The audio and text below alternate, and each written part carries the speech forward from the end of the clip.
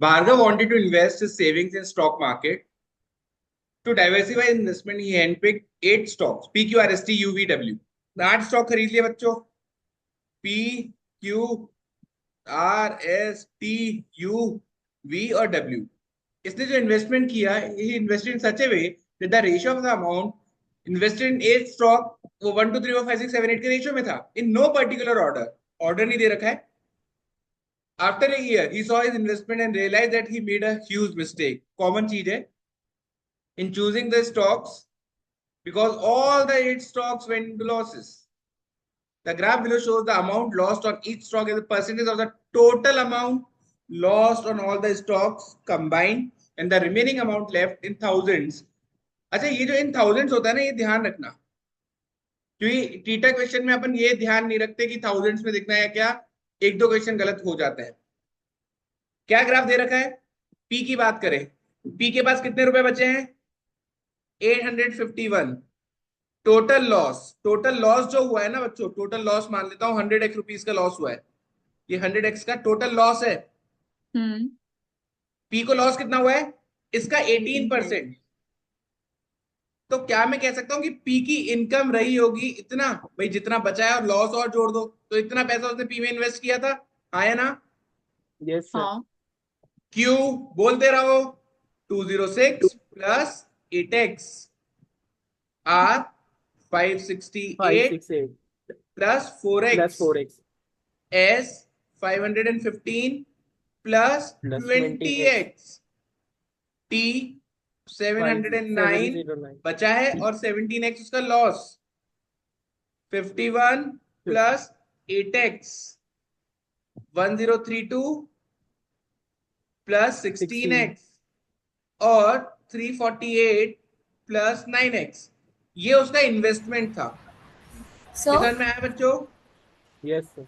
हाँ बोलो sir Vanshika. Sir ये हिमांशी, जो हाँ, लॉस हिमांशी. बताया हुआ है, लॉस परसेंटेज, जी बेटा. ये किस बेस पे दिया हुआ है? मतलब ये 851 का 18%, मतलब एग्जैक्टली पता है क्या, पहली बार पढ़ने में यदि अपन थोड़ा ढंग से ना पढ़े ना बेटा, तो ऐसा लगता है कि उसका 18% का लॉस हो गया, तो ये जो 851 है ना बची हुई इनकम, ये उसकी टोटल इनकम का 82% रह गई होगी अब. हाँ पर बेटा ये नहीं है. उसको ओवरऑल जो लॉस हुआ है ना, ओवरऑल ओके उसका 18% उसको इसमें हुआ था. ठीक है। समझ में आ गया? ये बहुत छोटा सा पॉइंट पर ये कंफ्यूज कर देता है कई बार. अपन थोड़ा सा भी जल्दी में पढ़ लेते हैं ना, तो ये दिक्कत हो जाती है. अभी ठीक। यहां तक किसी को कोई भी डाउट है क्या?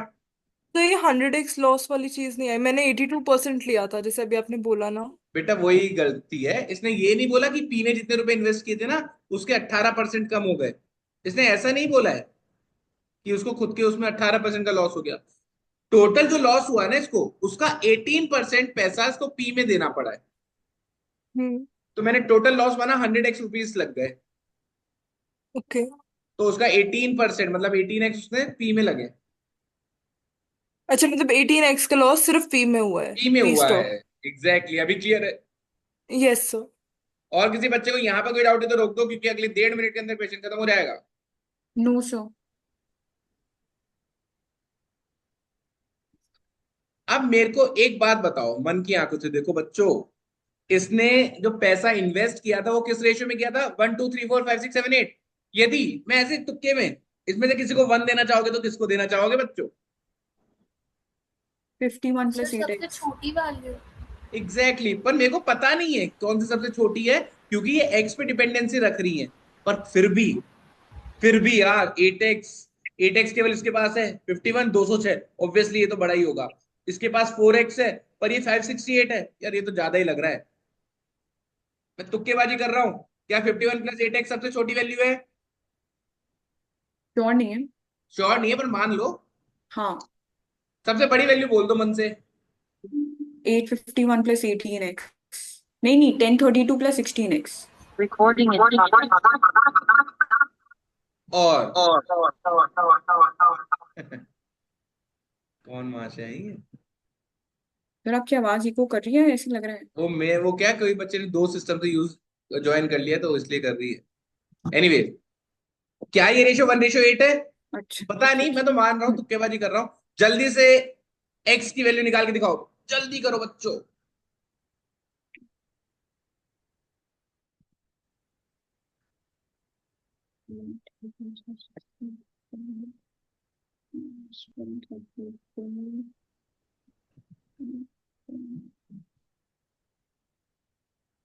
सही लिखा है क्या? सर 39। 13 एक्स की वैल्यू 13। चलो x13 आ गया।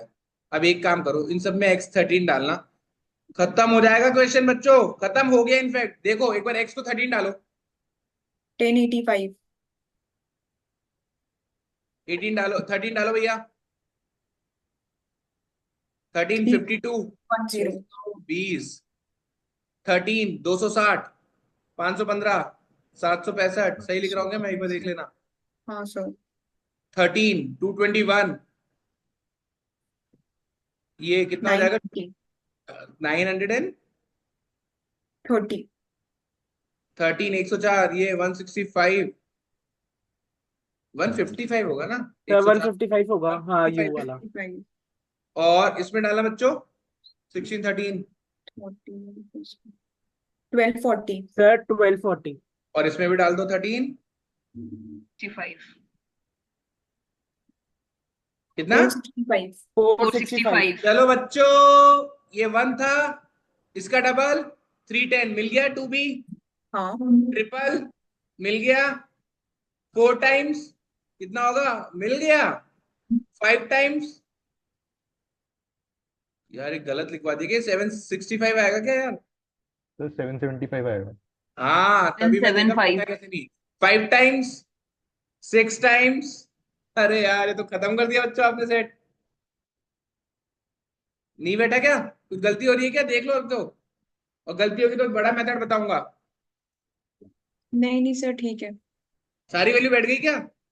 हम्म। तो यार ये तो खत्म हो गया सेट। ये तो बहुत इजी चीज है। माय पॉइंट इज, चलो ये तो पकड़ में आ गया, हम्म। ये पकड़ में नहीं आता तो क्या करते?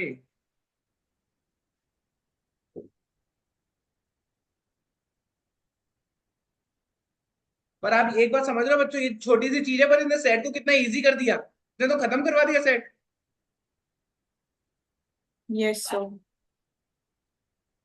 तो अब ये है बात कि अदरवाइज तो एक बार इनका भी सॉल्यूशन देखते हैं अपन, इनका क्या है।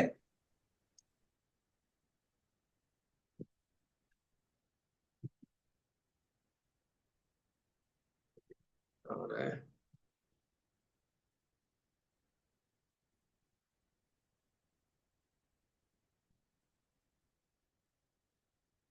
इन्होंने भी ये तो निकाला ही है 18x प्लस 851, ये सब। फिर देखो भैया,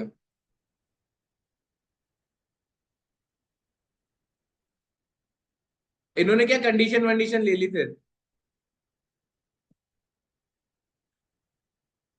नहीं नहीं, इन्होंने भी वही किया, लीज एंड सेकंड लीज भी लिया है, अपन ने तो डायरेक्ट लीज से कर दिया। तो एनीवेज, एनीवेज ये मेथड बहुत इजी था और बहुत जल्दी से करवाने वाला था। समझ में आ गया? किसी को डाउट है क्या? किसी भी बच्चे को डाउट है तो बोल दो, वरना आगे चलते हैं।